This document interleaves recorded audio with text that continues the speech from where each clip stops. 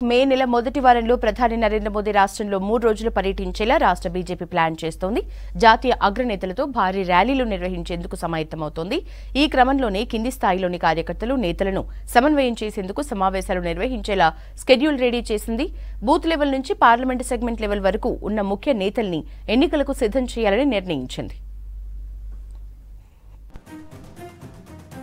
2 రోజుల క్రితం బీజేపీ జాతీయ ప్రధాన కార్యదర్శి సునీల్ బన్సల్, పార్లమెంటు ఎన్నికల రాష్ట్ర ఇన్ఛార్జ్ అభయ్ పటేల్ సమక్షంలో రాష్ట్ర ముఖ్య నేతల సమావేశం జరిగింది. ఈ భేటీలో పలు నిర్ణయాలు తీసుకున్నారు. బీజేపీ ఆవిర్భావ దినోత్సవం సందర్భంగా సుమారు 5,000 టిఫిన్ బైఠక్ కార్యక్రమాలు జరిగాయి. ఇది ఆయా ప్రాంతాల్లోని క్యాడర్లో ఒకంత ఉత్సాహాన్ని నింపింది. అయితే ప్రతిష్టాత్మకంగా తీసుకున్నప్పటికీ చాలా చోట్ల ఈ కార్యక్రమం పెద్దగా జరగలేదు. దీనిపై ముఖ్య నేతలు సీరియస్ అయినట్లు తెలిసింది.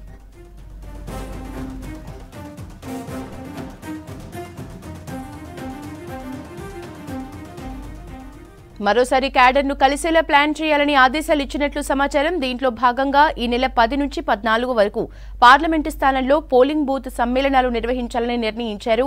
ఈ నెల 15 నుంచి 18 వరకు అసెంబ్లీ సెగ్మెంట్ల వారీగా సమావేశాలు పెట్టాలని డిసైడ్ అయ్యారు. వీటిలో బీజేపీ గెలుపే లక్ష్యంగా క్యాడర్కు దిశానిర్దేశం చేయనున్నారు.